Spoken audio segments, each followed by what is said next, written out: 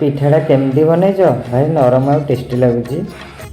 ଆପଣମାନେ ବି ଜାଣିବାକୁ ଚାହୁଁଛନ୍ତି ନା ଏ ପିଠାଟା ମୁଁ କେମିତି ବନେଇଛି? ଏ ପିଠାଟା ଖାଲି ନରମ ନୁହଁ, ପାଟିରେ ପଡ଼ୁ ପଡ଼ୁ ମଧ୍ୟ ମିଳେଇଯିବ। ତାହେଲେ ଆଉ ଡେରି କାହିଁକି, ଚାଲନ୍ତୁ ଦେଖିବା ରେସିପି।